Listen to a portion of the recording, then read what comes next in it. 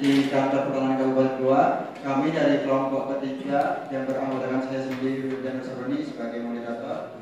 Lalu ada Mas Basuki Nur Rahmadi sebagai penyaji, lalu Mbak Rizky Pratika Sari sebagai pembahas 1, dan Mas Fadim sebagai pembahas 2. Lalu ada juru kameramen kami yang bernama Mas Dermansyah Putra. Untuk waktu saya persilakan untuk bertanya. Terima kasih moderator. Terus selanjutnya, Garuda Pancasila merupakan, karena dari sebelum-sebelumnya teman-teman sudah membahas tentang Pancasila, Pak. Ini kami bahas tentang Garuda Pancasila, lambang negaranya, Bapak. Garuda Pancasila merupakan lambang negara Indonesia yang mengandung filosofi mendalam tentang identitas, nilai dan cita-cita bangsa kita. Sejarah Pancasila mencerminkan perjalanan panjang bangsa Indonesia dalam mencari simbol yang mampu menggambarkan kepribadian nasional dan semangat kemerdekaan. Sejarah Pancasila yaitu pada pidato Bung Karno di hadapan anggota BPUPKI pada 1 Juni 1945 yang merupakan cikal bakal Pancasila sebagai dasar negara. Burung Garuda dipilih keberanian, kesetiaan, dan disiplin menjadi lambang Pancasila sebagai lambang pengetahuan dan kekuatan. Pancasila itu sendiri terdiri dari dua kata dari bahasa Sanskerta, yaitu panca berarti 5 dan sila berarti asas atau prinsip. Hari lahir Pancasila diperingati setiap tanggal 1 Juni dimulai sejak tahun 1964. Filosofi burung Garuda Pancasila, burung Garuda melambangkan kekuatan dan kekuasaan. Pada perisai yaitu melambangkan pertahanan Indonesia. Pita putih tertulis simbol negara yaitu Bhinneka Tunggal Ika yang berarti berbeda-beda tetapi tetap satu juara. Lambang Garuda Pancasila dengan kepala Garuda yang menghadap ke kanan merupakan arti kebajikan, melambangkan kebaikan dan kebenaran. Pita putih menjadi kekuatan bangsa Indonesia yang mempunyai keanekaragaman suku, budaya, agama, dan sebagainya. Dengan sayapnya yang melembang, hal ini menyeratkan bahwa Garuda siap menjunjung tinggi nama baik bangsa dan negara Indonesia. Pada kelompok 1, karena jumlah bulu sudah dibahas, Bapak boleh kita next saja. Pada ini 5 rumusan butir Pancasila yang pada sila pertama yaitu ketuhanan yang Maha Esa menekankan pentingnya keyakinan dan ketakwaan kepada Tuhan serta penghormatan terhadap kebebasan beragama dan beribadah. Pada sila kedua, kemanusiaan yang adil dan beradab menekankan kemanusiaan yang adil dan beradab, pentingnya penghormatan terhadap hak asasi manusia, keadilan dan peradaban dalam berinteraksi dengan sesama manusia. Yang ketiga, persatuan Indonesia menekankan pentingnya persatuan dan kesatuan nasional di atas kepentingan pribadi atau kelompok. Yang keempat, kerakyatan yang dipimpin oleh hikmat kebijaksanaan dalam permusyawaratan perwakilan. Menekankan pentingnya demokrasi yang dilandasi oleh hikmat kebijaksanaan dalam musyawarah dan perwakilan. Yang kelima, kemanusiaan, keadilan sosial yang adil dan beradab. Kemanusiaan yang adil dan beradab.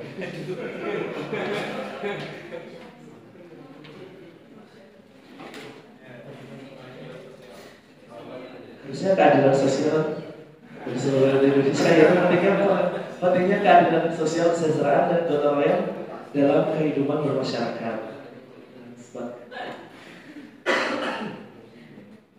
Pada video menit ke-41 ini kami dapat yaitu pada kata penekanan pada pentingnya data yang akurat pada penelitian yang dilakukan oleh penulis.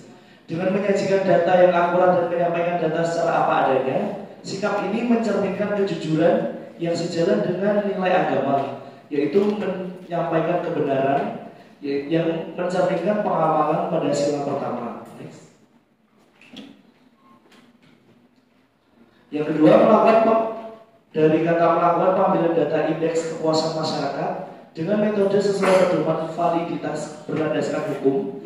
Keputusan Menteri Pendayagunaan Aparatur Negara nomor 5 /M/M.PAN/2/2004 tentang pedoman penyusunan indeks kepuasan masyarakat unit pelayanan instansi pemerintah menerima dan menjadikan hukum atau peraturan yang pada perumusannya melalui musyawarah dengan tujuan mengutamakan kepentingan bersama di atas kepentingan pribadi dan golongan, mencerminkan pengamalan Pancasila yaitu pada sila keempat.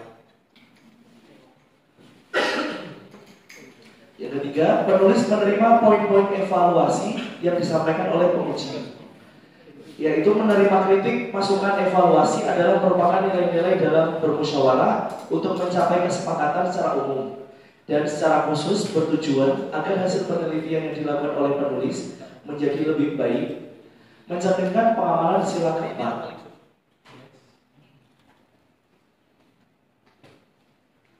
Pada penggunaan mix method disarankan menggunakan literatur terbaru dan masing-masing metode diperkuat dengan buku, mencerminkan sikap ilmiah yang mengedepankan kualitas penelitian dan pengambilan keputusan berdasarkan data yang valid. Hal ini dapat dikaitkan dengan pengamalan sila keempat Pancasila, yaitu kerakyatan yang dipimpin oleh hikmat kebijaksanaan dalam permusyawaratan perwakilan. Dalam konteks ini, hikmat kebijaksanaan mencerminkan penggunaan akal budi, termasuk pengambilan keputusan yang bijaksana dan didasarkan pada kajian ilmiah yang kuat.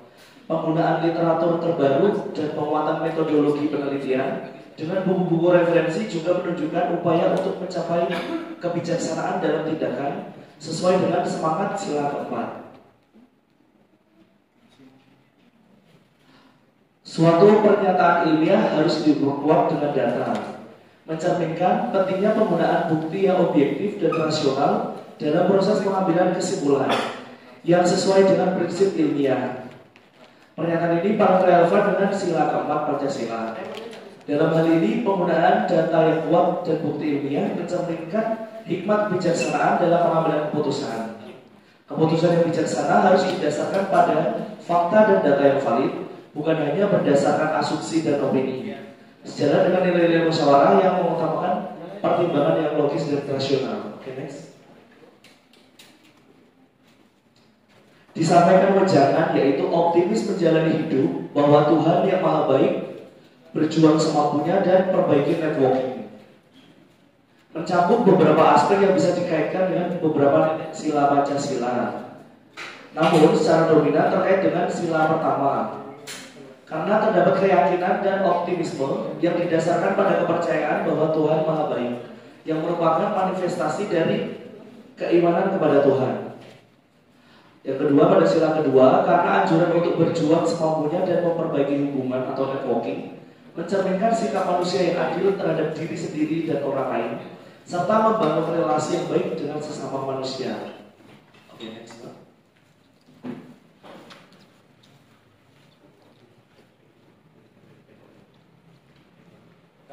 Oke, mungkin saya kembali kepada moderator.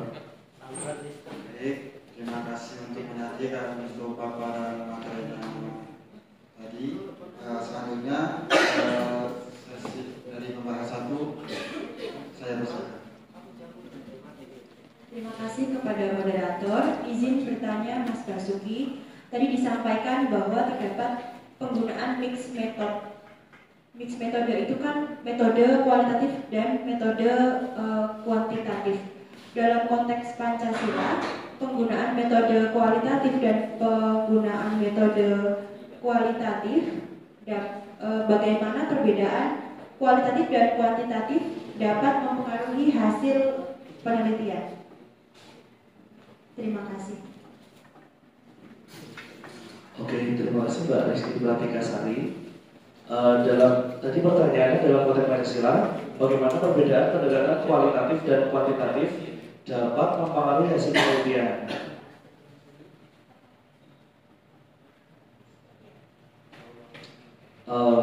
Pendekatan kualitatif lebih berfokus pada pemahaman mendalam tentang pengalaman dan perspektif individu, sementara pendekatan kuantitatif berfokus pada pengukuran dan analisis data statistik.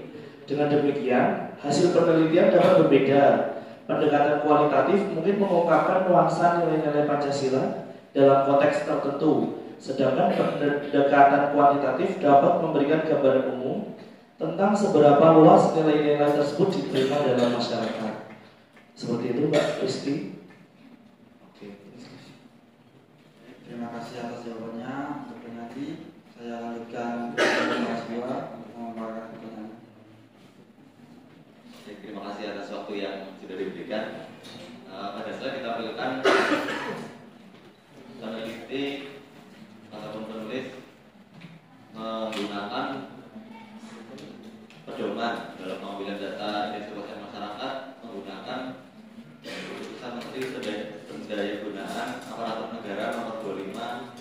2004. Mungkin bisa dijelaskan Mas unsur-unsur yang wajib dipenuhi dalam pengukuran indeks kepuasan masyarakat itu sendiri.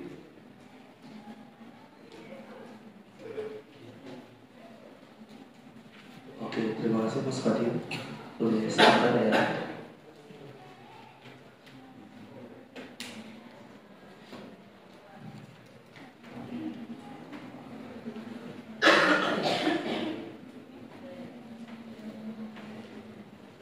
Terima kasih Mas Fadil. Unsur minimal yang ada dalam pengukuran indeks kepuasan masyarakat ya pertanyaannya.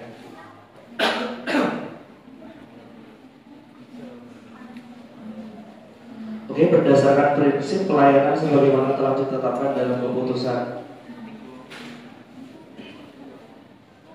Menpan nomor 25 garis miring tahun 2004 tentang pedoman penyusunan indeks kepuasan masyarakat. Unsur-unsurnya dibagi menjadi 14 yang relevan, valid, dan reliable. Sebagai unsur minimal yang harus ada untuk dasar pengukuran indeks kepuasan masyarakat. Yang pertama yaitu adanya prosedur pelayanan, yaitu kemudahan tahapan pelayanan yang diberikan kepada masyarakat dilihat dari sisi kesederhanaan alur pelayanan. Yang kedua, persyaratan pelayanan, persyaratan teknis dan administratif yang diperlukan untuk mendapatkan jenis pelayanan sesuai dengan jenis pelayanannya. Yang ketiga, kejelasan petugas pelayanan. Yang keempat, kedisiplinan petugas pelayanan, yaitu kesungguhan petugas dalam memberikan pelayanan sesuai dengan waktu kerja dan ketentuan yang sudah berlaku. Yang kelima, tanggung jawab petugas pelayanan, yaitu kejelasan petugas dan tanggung jawab dalam penyelenggaraan pelayanan. Yang keenam, kemampuan petugas pelayanan, yaitu petugas pelayanan harus ahli dan terampil dalam memberikan pelayanan kepada masyarakat. Yang ketujuh, kecepatan pelayanan, yaitu target waktu pelayanan yang harus disesuaikan sesuai dengan ketentuan oleh penyelenggara pelayanan. Yang kedelapan, keadilan mendapatkan pelayanan. Kesembilan, kesopanan dan keramahan oleh petugas. Yang kesepuluh, kewajaran biaya pelayanan, yaitu masyarakat tahu besarnya biaya yang ditetapkan oleh pelayanan. Ke-11, kepastian biaya pelayanan. Ke-12, kepastian jadwal pelayanan. 13, kenyamanan lingkungan, yaitu tempat pelayanan harus dalam kondisi yang bersih, rapi, dan teratur sehingga memberikan kenyamanan pada masyarakat. Dan yang terakhir 14 yaitu keamanan pelayanan, yaitu tempat pelayanan harus menjamin tingkat keamanan lingkungan sehingga masyarakat merasa tenang dan mendapatkan pelayanan terhadap resiko-resiko yang diakibatkan dari pelaksanaan pelayanan. Seperti itu Mas Fadil, unsur-unsur yang harus ada dalam pengukuran indeks kepuasan masyarakat ada 14. Kami kembalikan kepada moderator. Baik, terima kasih atas jawabannya untuk penyaji.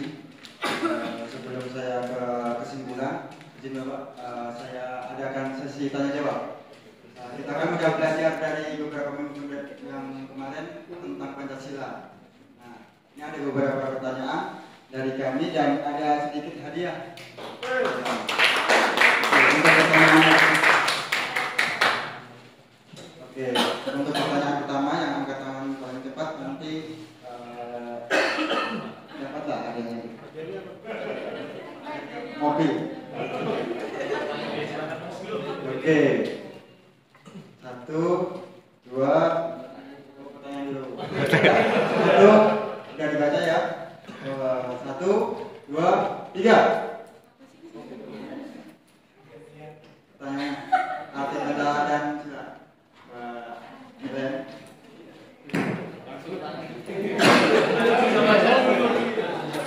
Kameranya diam. Kamera. Boleh berdiri Pak. Panca artinya 5, sila artinya dasar atau ya dasar.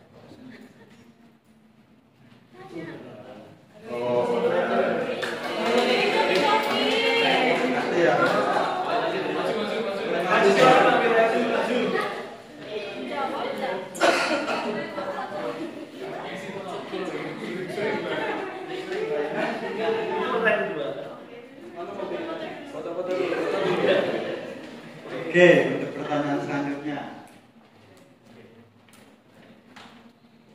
Cepatan lagi ya. 1, 2, 3.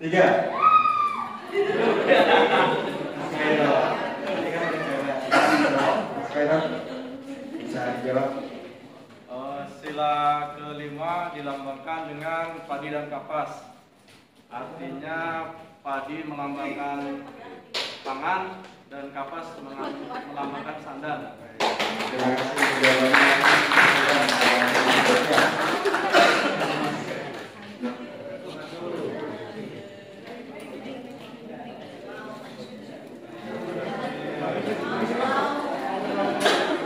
Baik, saya mengadakan kesimpulan dari kelompok kami bahwa penulis mengajukan data yang akurat sebagai bentuk kejujuran dan integritas. Sejalan dengan sila ke-1 Pancasila, penggunaan metode sesuai pedoman hukum dalam pengambilan data penelitian komitmen terhadap kepentingan bersama sesuai dengan sila ke-4, sikap terbuka penulis terhadap kritik dan masukan menggunakan nilai musyawarah dan juga tercermin dalam sila ke-4. Selain itu, penekanan pada program metode campuran dan data objektif menunjukkan dedikasi terhadap kualitas penelitian, wejangan optimis tentang hidup menghambungkan nilai-nilai dari beberapa sila, terutama sila ke-1 dan ke-2. Menegakkan juga tentang kepercayaan kepada Tuhan serta sikap adil terhadap sesama. Secara keseluruhan, penelitian ini mencerminkan integrasi nilai Pancasila dalam praktik ilmiah dan kehidupan sehari-hari. Mungkin cukup sekian dari kelompok kami. Ada sedikit langsung sebelum menutup. Si Ucup pergi ke taman, pergi ke taman bersama Ratu. Kami cukup, kami rasa cukup sekian. Bertemu lagi di lain waktu. Assalamualaikum warahmatullahi wabarakatuh.